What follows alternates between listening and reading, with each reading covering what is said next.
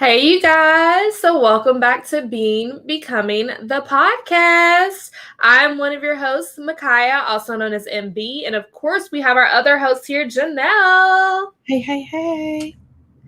So, you guys, if you are new, welcome. Just to give you a little bit of background information. So, we are Being Becoming the podcast. We're a podcast where we drop episodes every Thursday. We talk a little bit about anything and everything on this podcast, but we're always here to help people on their journey to become. So we leave that open-ended for our audience. So whether you want to work more on like your finances, health, physical fitness, whatever that may be, we're here to help you on that journey. We also hope that you're working on the journey to become the best version of yourself. So as always, we do have to give the caveat. We are not experts here, but we are here to do the work. And then shout out to all of our homies. So anyone who, continues to listen to our episodes, continues to support us by, liking, sharing, downloading a podcast episode, you are part of our homie crew. You know a lot of history between me and Janelle. You've heard tons of stories. So you're part of the fam, and our family is called our homies. So I'm kind of super excited and nervous about our topic this week. I'll explain more later as we get into it, but I'm gonna let Janelle take it away and kind of talk about what we're discussing this week. You guys, I think MB is nervous because I actually came up with this topic for this week. And that's not why. Not gonna lie, we came up with this kind of short tale, MB said, "Hey, what are you thinking?" And I was like, you know what? Lust versus love. Let's talk about that. And this topic can be very hard for a lot of people simply because sometimes they don't want to say that, hey, this relationship was just built on lust and not really love, or it really makes people sit down with their partner sometimes and say, hey, do you really love me? Is this really going to work out for us? So sometimes we have to draw the line between the two, whether this is love or is this lust. So love is the feeling of strong or constant affection for a person. And then we have lust, which is a very strong sexual desire. So lust is more being the physically intimate side with little interest in the other person outside of the bedroom. So we're going to be diving in deep. We coming for your jugglers today, baby. Yeah, I think this is an interesting topic. I definitely love it and love the idea, and thank you for coming up with it. I think a lot of people, like you said, do struggle with differentiating between the two and noticing the signs. Because I'll just start off with, I personally think love is a decision. And that's just me. That's me thinking about it from, my personal relationships, but also thinking about it from people who I've seen who have been, I would consider constantly in love, or, constantly, together in a sense where they're a unified front. Because I think a lot of people, when they think about love, our minds initially go to, the fairy tale idea of, Romeo and Juliet, or, Cinderella and Prince Charming, or whatever fairy tale we kind of have made up in our minds of what we think love should look like. And to be honest, we're all humans. Humans make mistakes. And it's like, there's so many things that go into it. There's so many things I want to say right now, but there's so many things that go into it that it has to be a decision at the end of the day, in my opinion. Because I constantly, just me personally, I constantly get up every day and choose to continue to love my husband. Yes, I have love for my husband. Yes, there's times where I feel like I'm infatuated with him or whatever it may be, or like, super, in love. And there's times where I'm like, bruh, get out my face. But again, I choose to push through those moments because at the end of the day, there's so much love I have for him. And when I say love, I mean, there's so much respect I have for my husband. There's so much giving that I want to give to my husband. When something happens that I don't agree with, there's forgiveness that happens between us. Like there's so much things that go into loving a person, if that makes sense. So that's why I say my first thought when I think of love is a decision at the end of the day. You know what? You kind of caught me off guard with that one. But now that you said that, I really, really do agree that it is a decision and basically a choice, you know? And I feel like with love, it has so many senses. It can be a verb of, you know, action. What are you going to do to show me that you love me? Then it's also a noun. You get what I'm saying? Yeah. Because love is a thing. You get what I'm saying? So, girl, it's kind of funny you said a fairy tale as well, because Kimby knows I am like the biggest romantic person there is. Me and Leary, which is her sister, we are like both of y'all. Yes. But when it comes to love, I think it's not a fairy tale. You get what I'm saying? And sometimes people do confuse it, romance with a fairy tale. But it's not the same, you know, and it is what it can be and what it is. So the love that I have for you will never just be in the physical realm as in lust. You get what I'm saying? Yeah. But mainly in the emotional, the mental, and the spiritual realm. I feel like once I'm emotionally vulnerable with you, we're already on a different level because I don't let everybody in. You get what I'm saying? And it's not just with love, I don't let everybody in, but even friendships. MB knows I will look at you and be like, I'm reading you, baby. And I do read. Yeah. And my little senses goes off, like, you better stay away. I'm going to do just that, you know? But I feel like that's when you really know you love someone, when you're able to really be emotional around them and really let them in, especially when it's involving your insecurities and things that you struggle with. And when they're able to make you feel secure in that instant, you'd be like, dang, like, you know, it's an instant connection just by that alone. You'd be like, oh my God, he did. Okay. And you really have to sit back and really analyze and be like, yo, that was love. You know what I'm saying? That was like pure love. You get what I'm saying? And anybody who makes you in that sense, whether that's even friendship love, church love, whatever, you be like, dang, you know what? I love you. I got love for you. You know, you did that. Yes. Okay, MB. I feel like I'm talking. No, you're fine. I'm completely following you. I had something that was in my mind though. When you said feeling comfortable and vulnerable enough to display your emotions, I think that is so key when it comes to love, because you should be feeling comfortable to display all emotions. Whether that be anger, sadness. I know a lot of people, or I say this a lot. I don't even say a lot of people. I say this a lot. You really don't know someone within a year. You really have to go through seasons. And I'm not talking about fall, winter, spring. Like, yeah, you should go through those seasons as well with a person. But I'm talking about you need to go through disappointment with that person. You need to go through death with that person. You need to go through highs and lows and whatever that may be to really understand, is this the person that you're going to take this journey called life with? And whatever that looks like, however that looks like with you guys' relationship.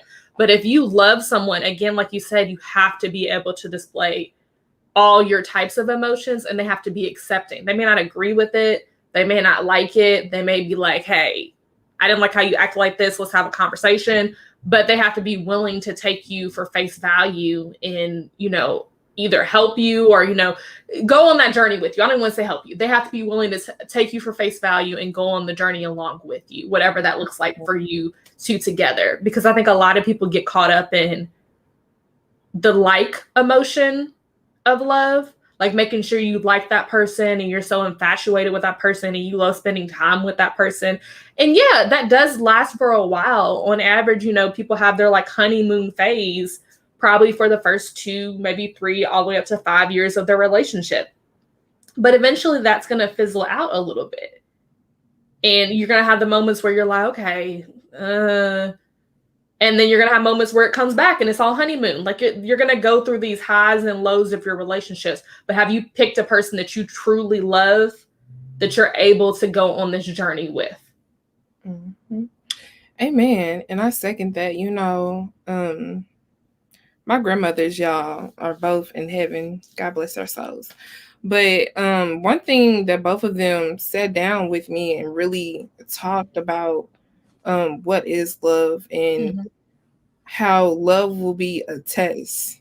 They always use that phrase, a test. Love is a test. It is. No, it really is. And like they were saying, will you be able to stick by them through that financial hardship? You know, like my grandmother lived through both of them lived through the Great Depression. And, you know, that was just a struggle in general by itself, you know. And like they said, it been times where we didn't have money, and we still stuck through. And I feel like sometimes our generation don't know how to take that or handle that challenge. Yep. And the thing with love is you learn to work it out together and stick together through that. So many people are so quick to give up. Say, for instance, oh, he has a gambling problem. Or, oh, he decided to quit his job to go follow his dream of running his own business. And in those notions, you know, people feel like, oh, I can't stick by this. Oh, the money's not coming in. And they give up. They give up. They be so quick to be like, throw in the towel, I'm done. You know, but the thing is, the testament is really, are you going to stand by and endure? Right. Is love, everything dealing with love, you're going to have to endure. Endure some joys, you're going to endure some highs, like MB said, and then you're going to have to endure some lows. So are you really and truly able to endure that? When you take vows for marriage, it just isn't, oh, will you stick through this person through all the good times? Everybody would love to stick through all the good times. Right. Love to be there for those moments. But the real test is when those hard times come about. It definitely is. I truly, truly, wholeheartedly believe love is probably one of the scariest things you can do. And I believe that in the sense that just the emotions that you can go through when you're loving someone, the fear of loss is so high, especially in this climate. Like the fear of loss, like someone just walking out of the door and not returning, and you have no control over that. The accountability that I feel, I'll just specifically talk about in my relationship. I am married. So as a wife, specifically, I feel a certain accountability for my husband.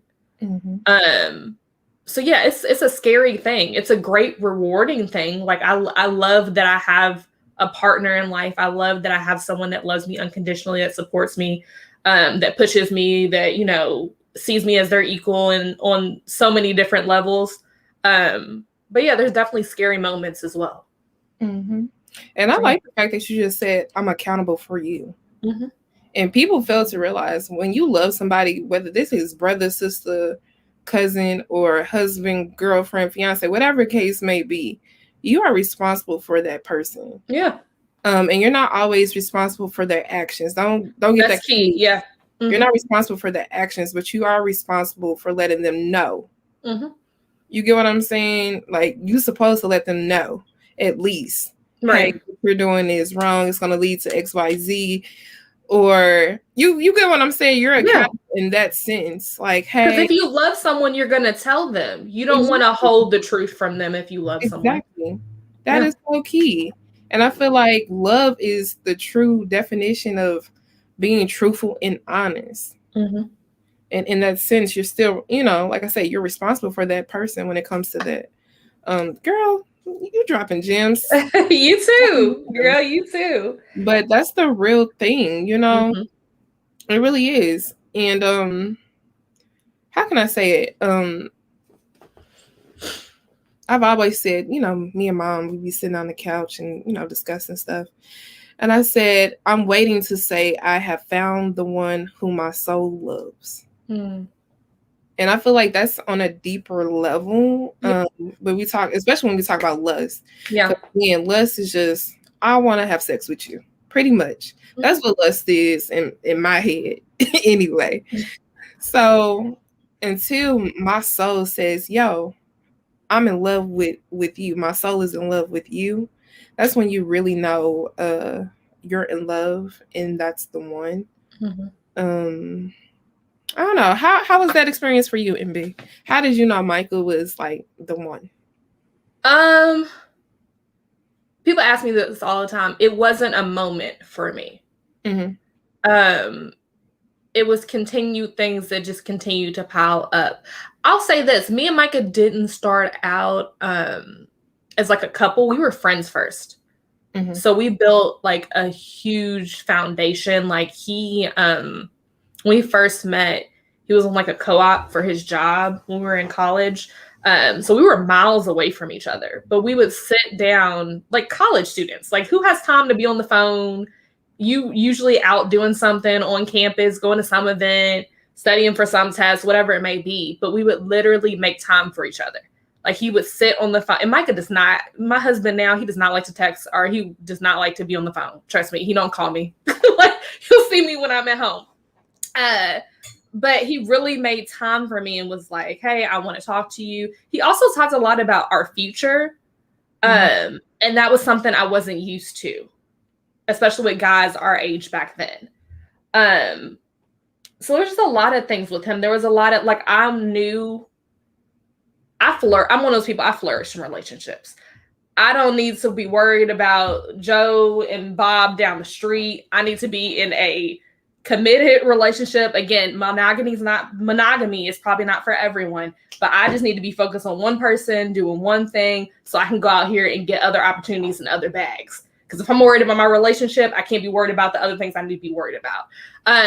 So he gave me a sense of security that a lot of people didn't give me. Obviously, I love my husband, but there was a lot of sense of like security.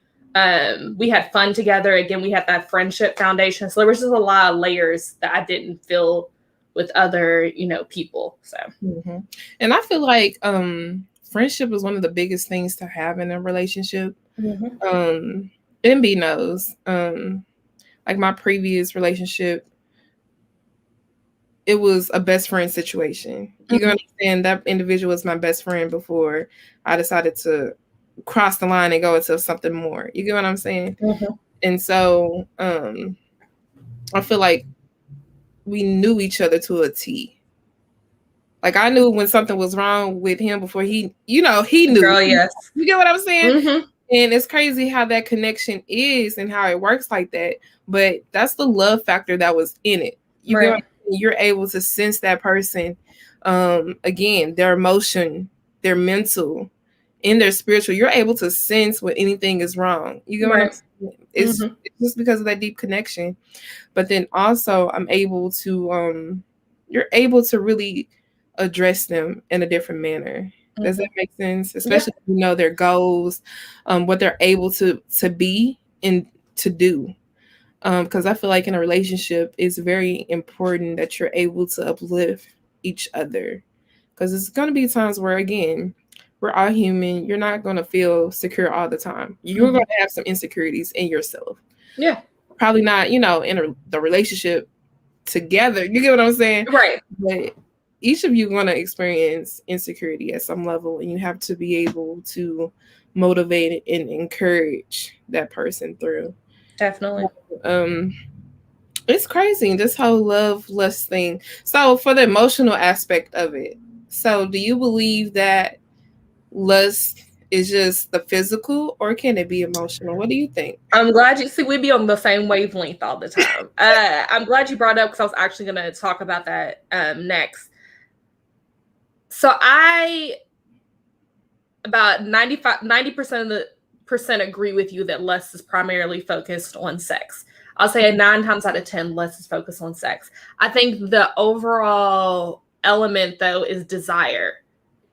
You desire someone else, but you're not focused on other things or other elements. It's more, to me personally, lust is more of a selfish thing.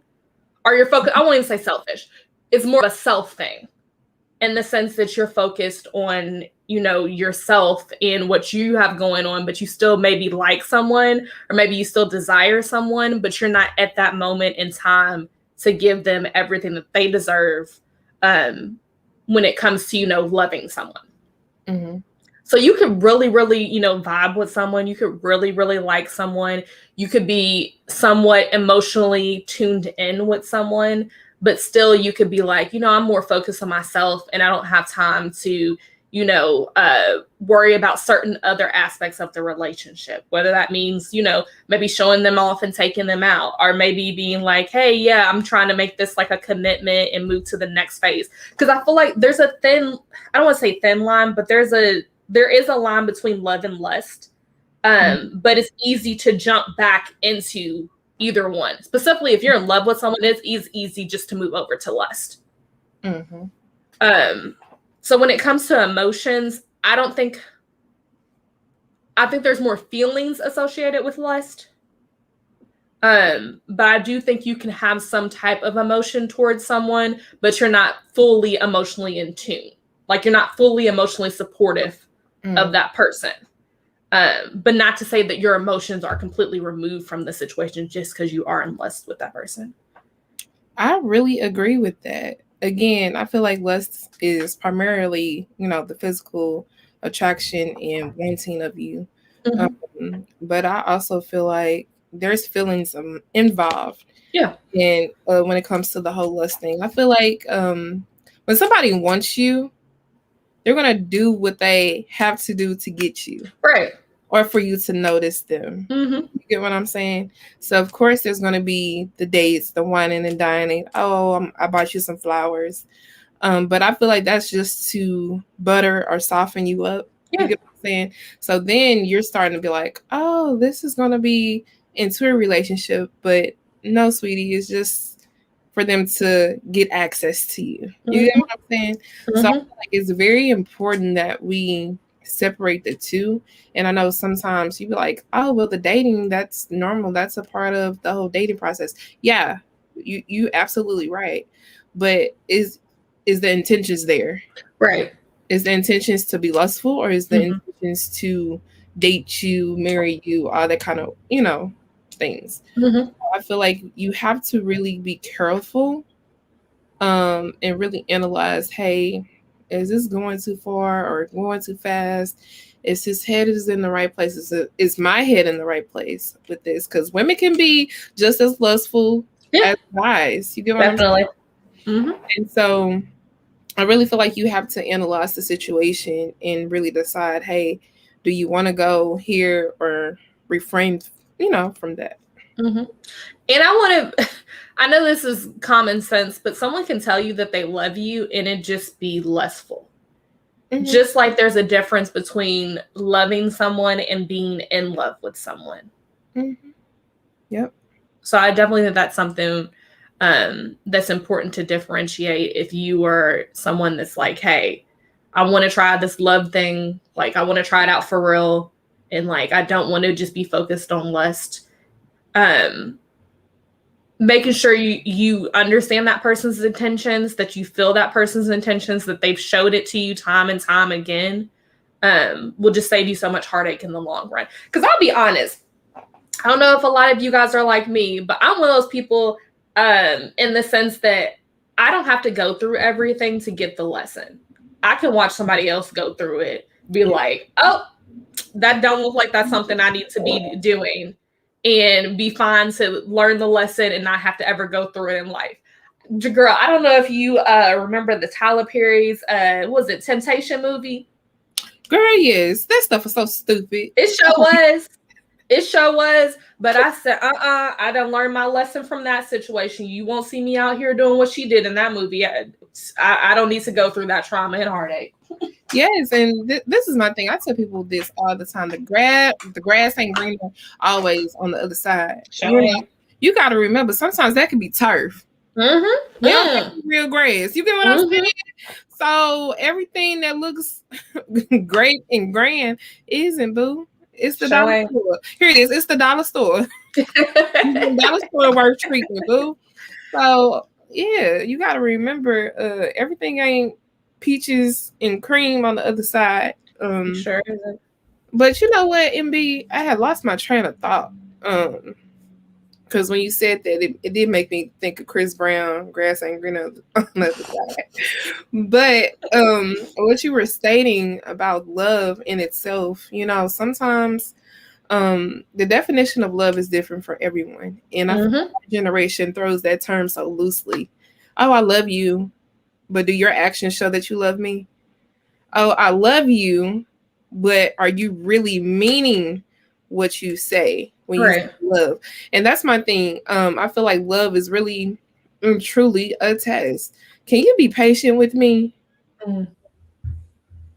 Because it's sometimes where I am disorganized. I try to be as organized as possible, but it's times where I am forgetful. You get what I'm saying? Can you be patient with me through that process and be like, hey, we were supposed to be at dinner at so-and-so time. Do you know it's so-and-so time? Please be patient with me. I might have had a workload and I didn't pay attention to the time and time just got away from me. You just have to think about love in every capacity. Like MB said, respect. I'm huge on respect as well. I'm not going to treat you just anyway. I'm going to treat you with the utmost respect. You get what I'm saying? So it's different ways of love. And Steve Harvey, when he wrote his book, he had 3 P's about love. Can you profess your love for me? Can you protect me, which is a form of love? And can you provide? And that's another form of love too. And I was just thinking about it. I was like, dang, that's deep. I can get with that. Because everyone wants to know, do you really and truly have love for me? But can you show that you really have love for me? And I feel like everybody can say it, but can't always show it. So just thinking of that, aspect of love as well. Yeah. I thought this was important. I had looked up something online about love versus lust. In this article about mind, body, green relationships popped up. And it said lust is about immediate gratification, whereas love develops trust and commitment over a long period of time. So I do think when I was thinking about reading that and thinking about it initially, I do think when people think about lust and love, lust is definitely something that's going to be shorter because there's no commitment there. Not saying there's, and when I say commitment, I'm not talking about marriage. I'm not talking about you guys define the relationship, your boyfriend and girlfriend, but love just does carry a certain commitment with it. Like when you love someone truly, you don't want to hurt them. You don't want to leave them. You accept their flaws and all. So you have a commitment, whether you say you're committed or not. But lust definitely, when you see something that you don't like, you're up and out. Because you were just there for the moment because of that strong, sexual desire or that strong desire you had for that person. So when that desire goes away, there's no reason for you to remain. So it's like the goods. And you get what I'm saying when I say goods? I'm basically saying it's an exchange. Yeah. It's an exchange. You do this, I do this. And to a certain degree, that's how love is too. To a certain degree. Yeah, it is. But I feel like that's primarily what lust is. I give you this, you give me this, and that's all it is. It's the exchange, a series of exchanges, and that's it. Yeah. The thing is, with love, I feel like it's a foundation being built upon that. It is. And I'm glad you said love is still, to an extent, it's an exchange as well, because it is. You still have the exchange of love, but the exchange can change over time. You guys can grow into different types of exchanges. Maybe you're like, hey, we don't like to do that anymore. So you just shift, whatever it may be. There's still some component of it, but you're willing to grow with that person and learn with that person when you're in love usually. So it may shift. It may not be the same thing. It may be different as time goes on. So. Definitely so. Definitely so. Well, you guys, we have really talked about love versus us. We would love to hear some of you guys' references or any statements you have to tell us and inform us about your opinion on what love and lust is. We are Yes. here. Me and Ambi, we love listening to other people's stories and getting a take back from your story. But also asking us questions, you know. So what's the one takeaway from the episode, MB? It's a good one. It's a good episode. We didn't really talk about it a lot, but patience. We talked about it a little bit. Patience is definitely my takeaway. A, because it's one thing I'm working on. But again, if we talk about all this being like love is more over time and you're willing to grow with the person and you're willing to stick certain things out because you made some sort of commitment, you have to have patience within that because like I said very early on in the episode, we're all humans, we all make mistakes. We're learning from our mistakes and we're growing from that, which is changing us and helping us to become. See how I put that all together? But yeah, you just have to have patience in between because there's gonna be days, like I said, like I'm married. There's days where I'm like, ugh, this ain't hitting like it used to hit. And there's days where I'm like, oh my God, I love you so much. And let's go do this and this, and I'm gonna spend all this time with you, and you don't spend enough time with me, and blah, blah. But you just have to ride through that because when you truly love someone, you have respect for them. There's so much respect that I have for my husband. In my mind, my husband can do no wrong. He does a lot of wrong sometimes, so do I, but he can do no wrong. No one else can talk about him. And just, I just ride with him and I ride out with whatever, what we doing it together. So if that all made sense, I feel like I rambled a little bit at the end, but yeah, definitely patience. I really believe that love endures through all circumstances. It doesn't give up. It never loses faith or hope. And just keeping that in mindset when we think about it. And you guys, that quote is also in the Bible. What is it? 1 Corinthians 13:4, I believe. But it's totally true. Love is patient. Love is kind. Love is not jealousy. It doesn't envy. It isn't rude. It goes on, and it basically tells you what love is. And that love isn't just for a relationship standpoint, but from any relationship and even people that you see on the street. But I really want to take that notion that love is a forever thing. What's that sign that they use? The infinity sign. There you go. Love is the infinity sign. It's forever. And I feel like lust is more of a period. It has an end date. Ooh, I like that. But love has no expiration. Yeah, I like how you put it there. Yeah, that's pretty much how I feel about it. I do want to mention one other thing before we go, and I'll make it really, really quick. Because I saw one more thing on this website that I was looking at. It says lust enjoys the fantasy and excitement of the interaction, whereas love feels risky and vulnerable because it involves opening yourself up and letting yourself be known. So I think that kind of speaks to why I said earlier, like, it is like one of the most fearful things or scary things to be in love. Because you're bearing yourself out to another individual, flaws and all, and asking them to accept you and take a chance on you and continue with this journey in life, which is the most vulnerable thing you can do with anyone. Yep. You know that notion that they say love is blind?